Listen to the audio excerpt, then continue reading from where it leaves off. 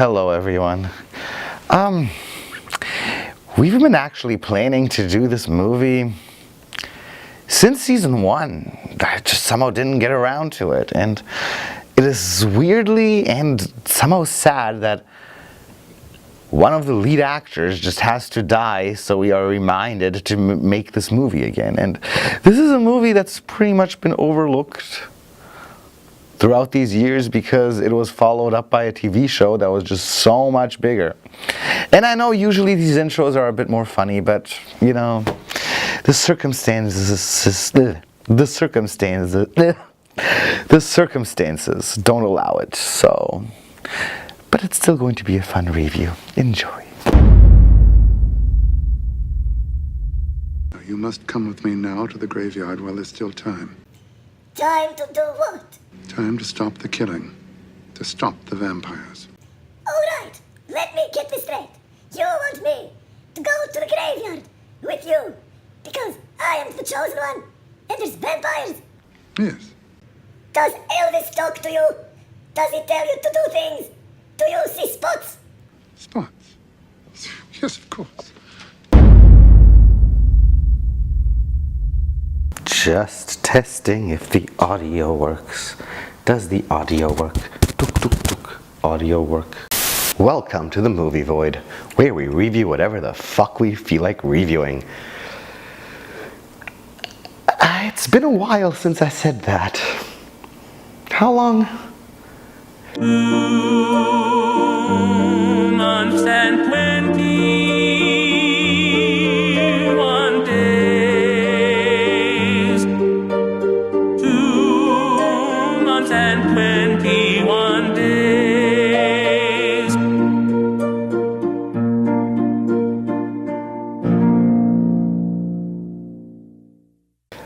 Oh shit, I'm sorry about that. Getting settled in LA just took a while. We'll be back on track with 1 to 3 episodes a month from now on. Well, today we are looking at none other than Buffy the Vampire Slayer, the movie, not the TV show, mind you. So with all this vampire stuff going on, give me a vampire background. Tacky, but I can live with it. So, back when Mark Wahlberg was Marky Mark,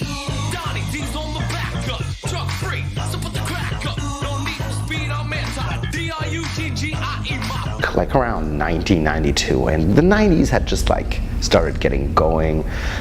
Beverly Hills 90210 was like the big shit that was happening.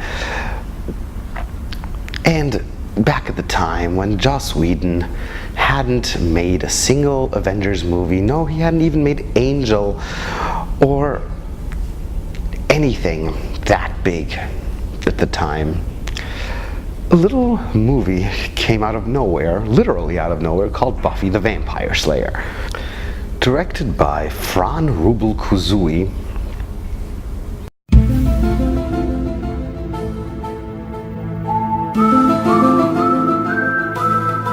who had been a producer generally all his career. He only made another movie called Tokyo Pop other than this. But he also produced Orgasmo by Trey Parker and Matt Stone, and Angel, the TV show. And of course, the Buffy the Vampire Slayer TV show. Buffy the Vampire Slayer literally sort of just appeared out of nowhere. It was a fun fact. It was originally supposed to star Alyssa Milano, who we know from, who back at the time was just coming out of her innocent girl thing. Back then she was only known as Samantha from Who's the Boss. But she didn't land the role. They chose somebody who was much more iconic to that time, the one and only Christy Swanson.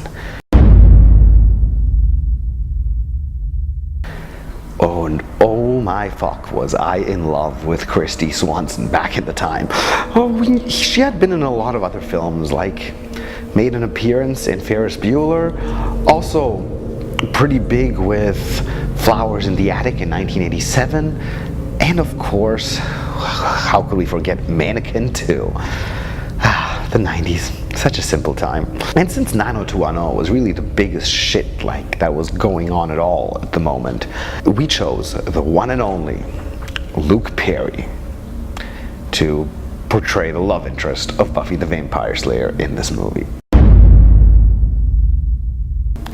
So, let's take a look at this little film that is often overlooked because the TV show was just such a huge success. Here is Buffy the Vampire Slayer. We open up with a European history excerpt about the origins of the Vampire Slayer. It's somewhere in Europe, in some medieval time. I don't know.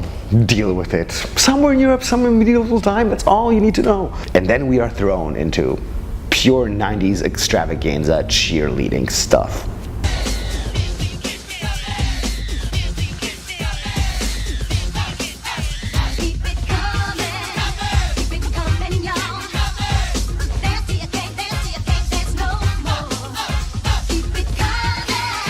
Oh, and fun fact for you guys, this is, by the way, the same school where they recorded West Beverly from Beverly Hills 90210.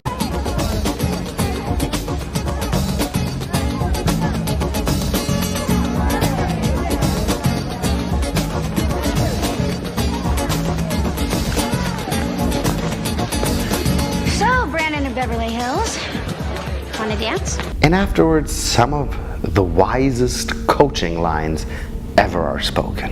What do we say on the court? Repeat after me. I am a person. I have a right to the ball. I mean, with such great lines, like, this dude, he is so woke as fuck, he could be from 2019. I swear, this is how coaches talk today. And then we suddenly get to see Hilary Swank in her first appearance in a film ever.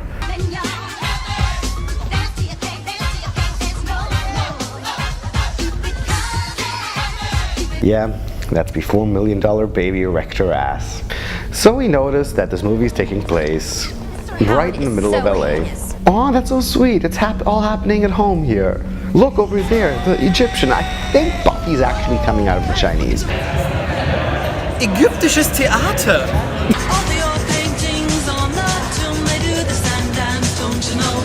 So, the movie keeps going on, and Buffy and her besties, they're shopping, and Buffy suddenly spots this very stylish yellow jacket.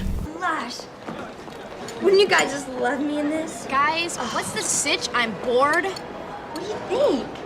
Please, it's so 5 minutes ago. I really wonder how me and Carlos would look in this jacket.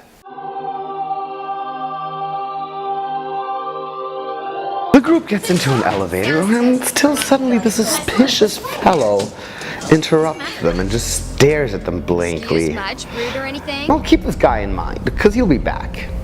So, one of Buffy's jock friends is walking around this abandoned amusement park, and all of a sudden sees this. Weirdo or something? Huh?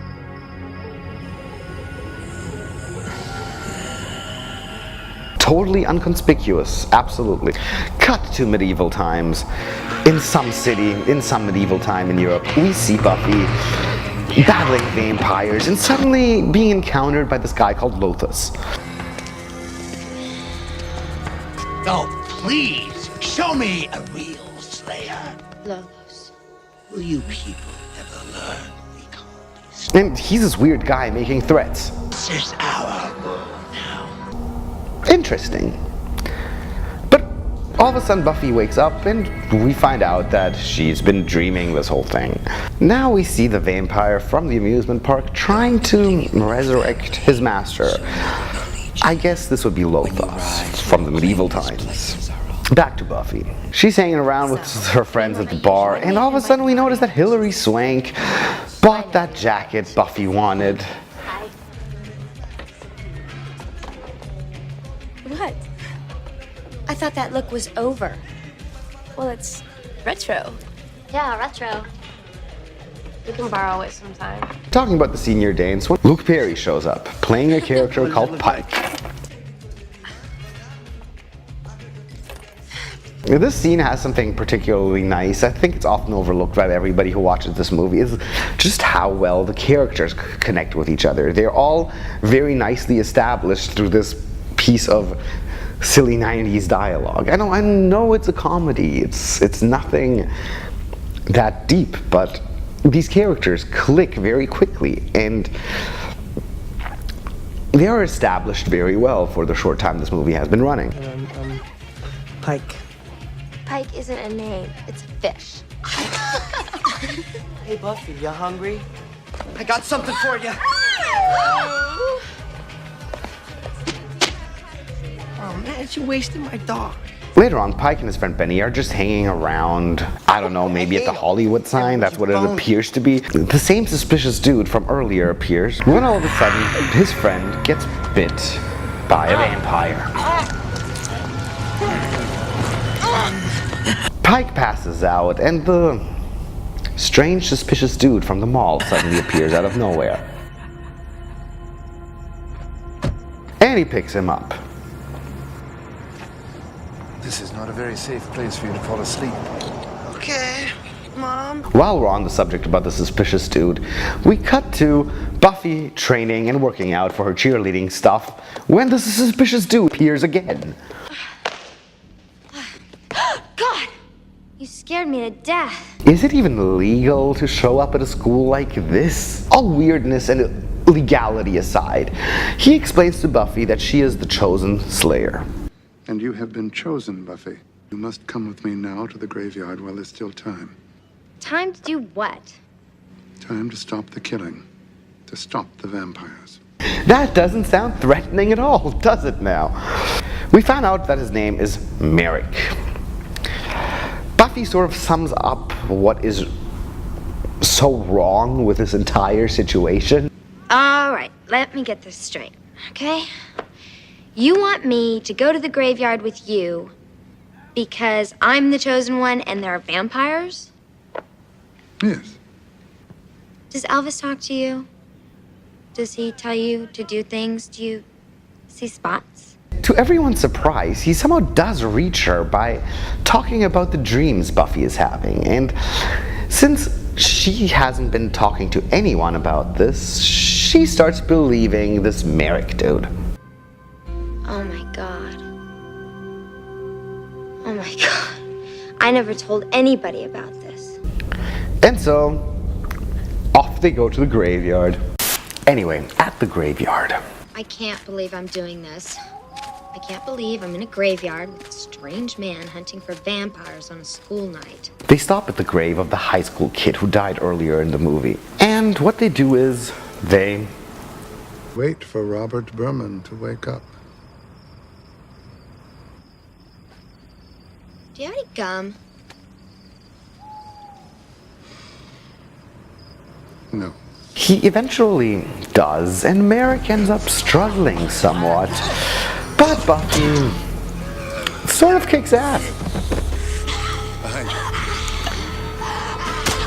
After the graveyard situation, Merrick explains to Buffy the importance of laying low. Because once the vampires find out who you are, you won't be hunting them anymore. You understand? They mustn't know your name. All right. I think it's time to admire how the pacing in this movie is being treated. I mean, we're only 26 minutes in and so much has happened. Well, cut back to the vampires. They seem to have snatched Buffy's friend Cassandra and are in the process of resurrecting their master Lothos. Oh my God.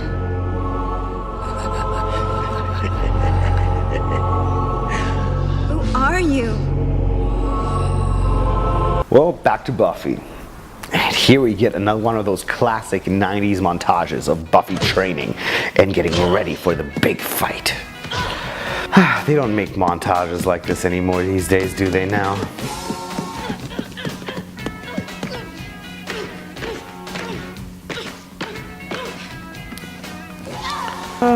A weird thing is then presented to us. Whenever there are vampires afoot, Buffy starts getting cramps. So pretty much having a period and, having period cramps sort of is like her alarm clock that there's vampires close by. You had cramps? Nice conversationalist. Yeah, I felt them a little. But I'm not due for another couple of weeks since you're so hot on the subject. Of course you're not. It was a natural reaction on the part of a slayer. A reaction to their unnaturalness. And you're going to be able to use that to track them. Great. My secret weapon is PMS. So, all you girls watching, think about it. Maybe you're a slayer. So if you have PMS and cramps, maybe it's not because you're on your period. No, because there's vampires afoot. We later, in a somewhat touching and sincere scene, find out that Merrick has been living this life where he prepares the Slayer for the battle against the vampires over and over again. And we notice that the bond between Buffy and Merrick has somewhat become genuine. Pike is thinking of leaving town. And he starts leaving town, but doesn't really work since he's suddenly attacked by vampires again. And a car chase ensues that ends like this.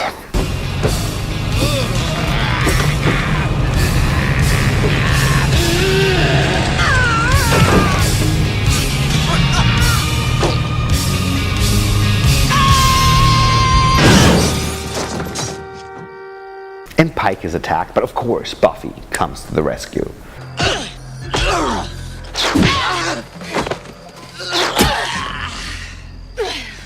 Hi. Is that your van? Yeah, it was.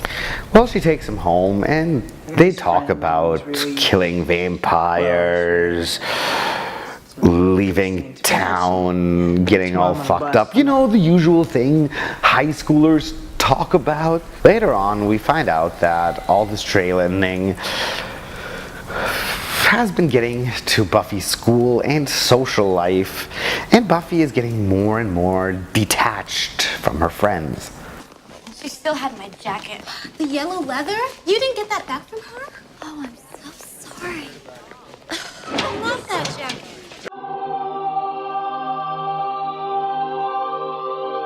Oh, got to get some. Whoa! Oh. Whoa! Whoa! I'm sorry. I don't actually need any right now. The vampire epidemic suddenly reaches the school, and we get this little basketball game scene where one of the kids is a vampire, and it's sort of disturbing this young Ben Affleck here. Yes, guys, that is Ben Affleck, still young and fresh, before he was a heartthrob, before he almost married Jennifer Lopez, before the disaster of Giggly, and before he became a total idiot in that Batman suit.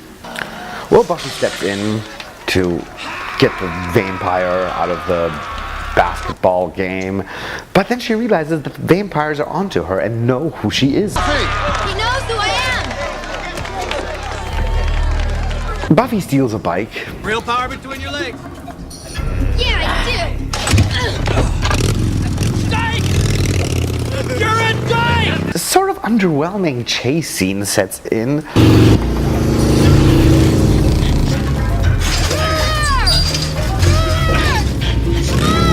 That ends up being a trap. Ha-ha. Someone get an ouchie? Grueler, it's me. Remember me? Buffy. We used to hang. My birthday party? You drank all the blueberry schnapps and looged on my mom? You were my friend. Pike steps up to save the day, and that leads up to this situation. Look, there!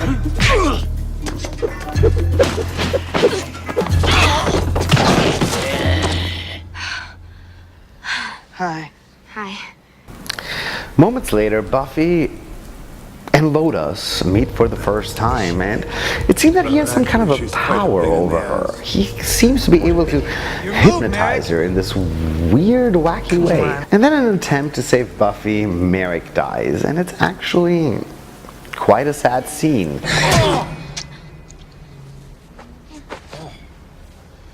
Ashes to ashes.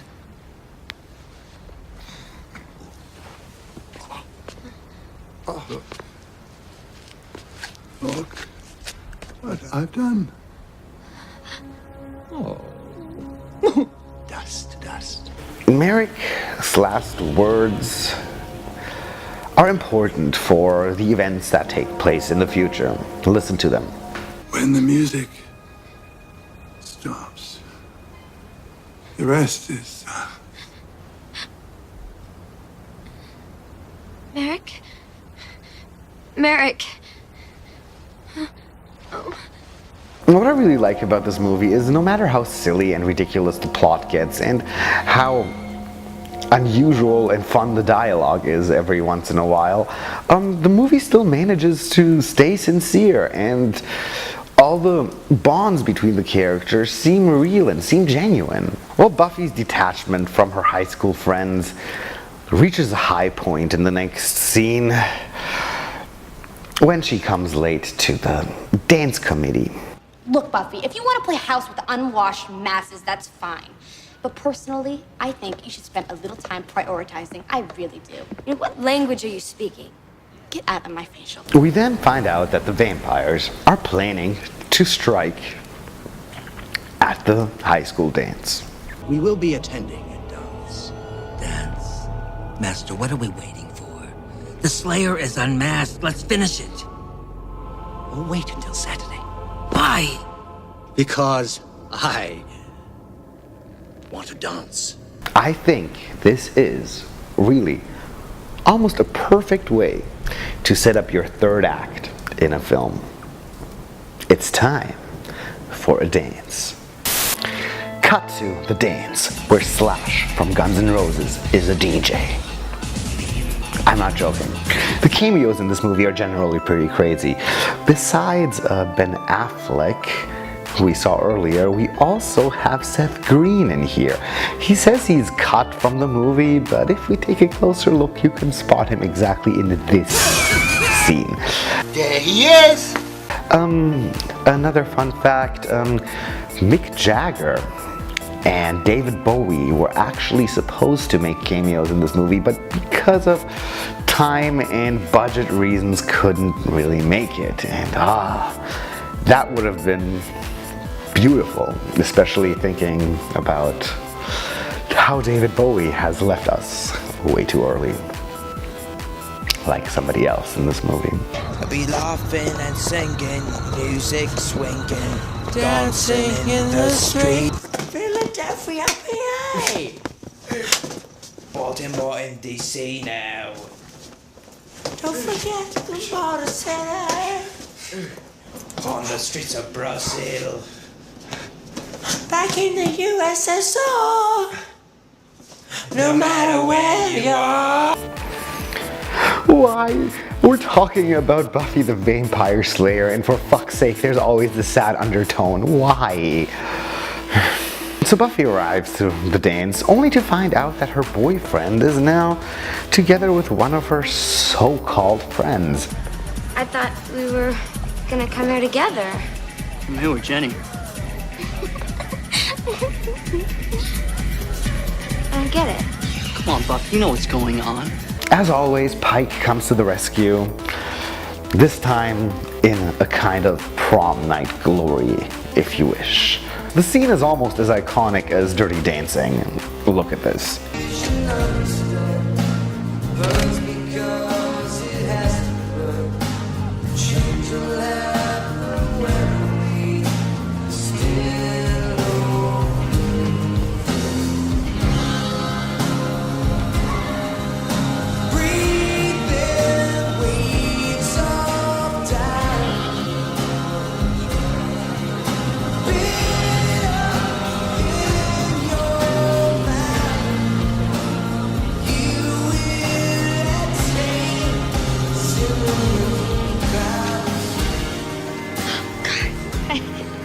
Nobody puts baby in a corner. All wholesomeness aside, the vampires suddenly strike, and all chaos breaks loose.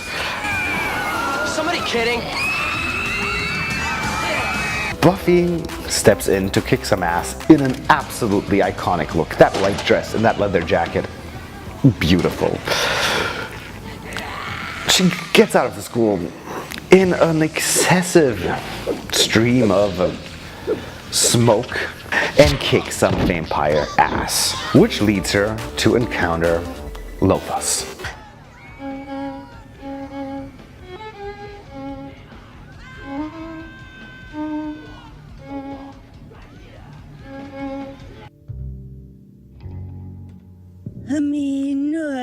There's a massacre at the school. And Slash, well, he gets his ass kicked as well. Pike is more or less in control of the situation until Benny appears, and that throws him off somewhat. Play like a man.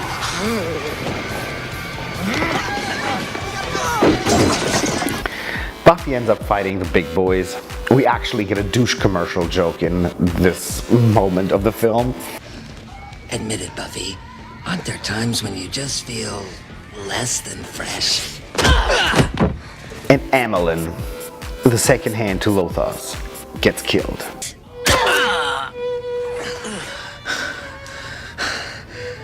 You're gonna wish you died. Ooh, ah, ow, ooh, ooh, ah, ah, ah,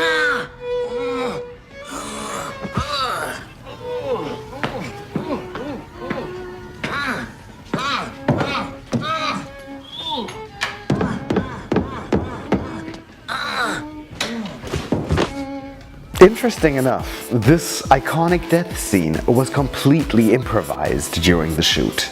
Lothos manages to hypnotize Buffy again. It's time to put away childish things. But then the music stops, and suddenly we hear this. Music stopped. Hello, boys and girls. Hannah Baker here, live and in stereo. It's too bad. No return engagements, no encore.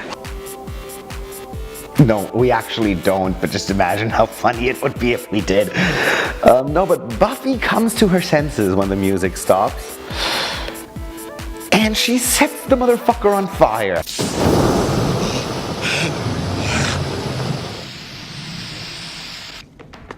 And goes back to the dance. Lothos follows, and the final battle begins, which is actually really sweet and actually has great choreography for such a funny little 90s flick, and Buffy kicks his fucking ass in this legendary fun climax.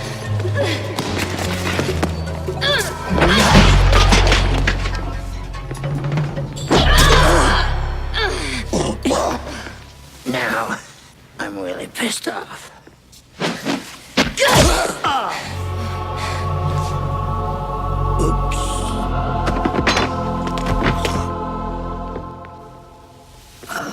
And Pike and Buffy dance one more time before they drive off on a motorcycle into the sunrise.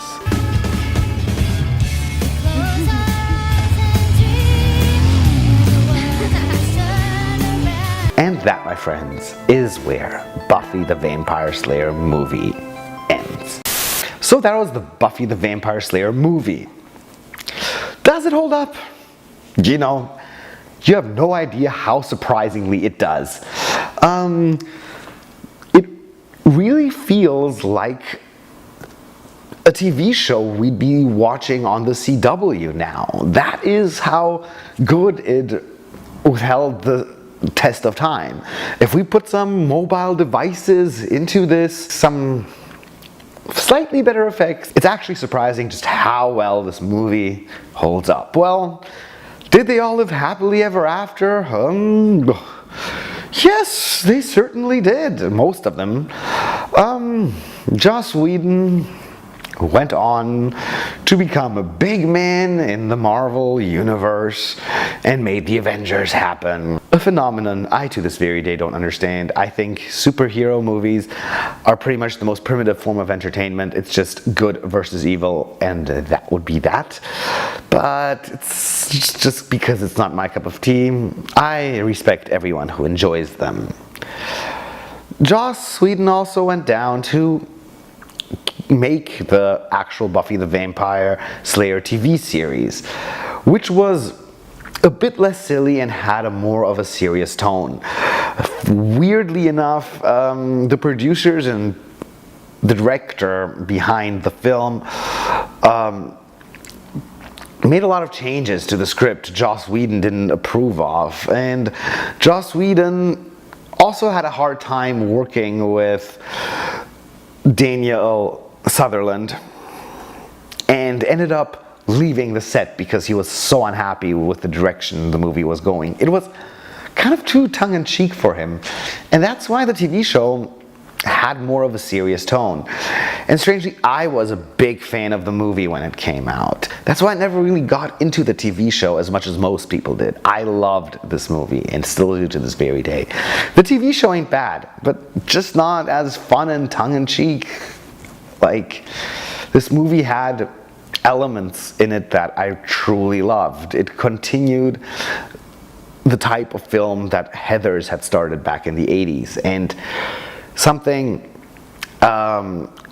few people in the horror genre call bubblegum horror these days. If you want to take a look, me and After Dark Analysis made a video about bubblegum horror about a year ago that explores this type of movie, and the Buffy movie did set standards and made this little genre progress. I am sure that we would not be having films like Mean Girls or Jawbreaker, for that matter, if it hadn't been for Buffy back in the day. And it also paved the way for non-scary bubblegum comedies like Clueless, for that matter. Buffy actually set a very big mark in the film world back in the day, even though some people don't believe that. Some people also believe that it was a box office bomb, which it wasn't at all. It was like one of the most successful films for the year at its time. The only reason that happened is that the TV show was such a success that it completely overshadowed this remarkable little film. Christy Swanson went on making some other great movies. None of them really struck as badly as Buffy and Mannequin 2 and Flowers in the Attic, but most notably was Dude, Where Is My Car with Ashton Kutcher. Strangely, the director didn't do anything else, and good old Luke Perry, Pike, aka Dylan, still went on making 90210, had a bunch of appearances in a lot of films, and was always an amazing actor. He did some westerns, he did some more horrors, he even did some Lifetime films, and he was always totally amazing. One of the most underrated actors of our time. It's too bad he's gone now, because like that man, he had plans to become the next James Bond. And I tell you, he would have made a great James Bond. But you know, my friends, these are the movies, they are beautiful, and there's life, and it's really not as pretty as the movies. And so, on this slightly sad note, I'm telling you, dearest voiders, check out Buffy the Vampire Slayer for some good old 90s nostalgia, and to see Luke Perry in one of the best roles he's ever been in. This is definitely a little classic of the 90s that shouldn't be neglected. So guys, this was the Movie Void, and you will see me when you see me, which will be much sooner than the gap between the last episode and this episode. We're back, we're making full episodes again. No, God! No, God, please, no! No! No! No! See you then, voiders.